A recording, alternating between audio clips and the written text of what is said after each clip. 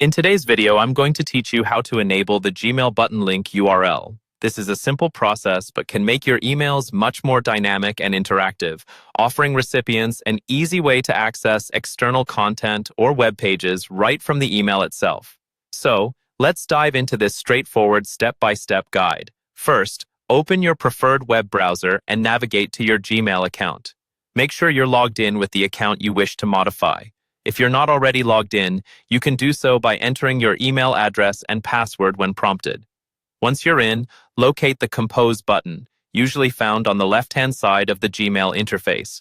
Clicking this will open a new email draft. In the new email window, start composing your email as you usually would. It's essential to have a clear idea of the content you want to include, since this will help you decide where the button will be most effective. Once you've drafted your message, identify the spot in your email where you'd like to insert a clickable button.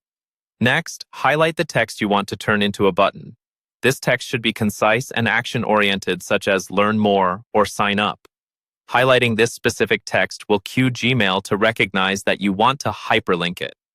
With the text highlighted, look towards the bottom of the Compose window. You'll notice a small toolbar that includes a variety of options. One of these icons resembles a chain or two interconnected links, which is the hyperlink tool. Click on this icon, and a small window will appear, prompting you to enter a web address or URL. This is where you'll input the web address that you want your recipients to visit when they click the button. Ensure that you've copied the correct link beforehand to make this step seamless. Paste the URL into the designated field of the pop-up window and double-check to ensure that it's correct. Once you've entered the URL, take a moment to review the text and link to ensure they align well with your message's intent. When you're satisfied, hit OK to confirm. The highlighted text should now appear underlined and in a different color, indicating it's been successfully transformed into a hyperlink.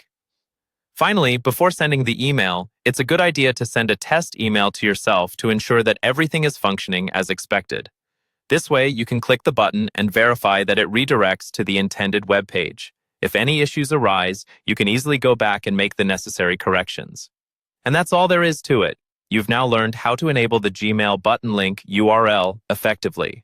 With this feature, your emails will not only convey important information, but also offer an interactive experience for your recipients, driving engagement like never before.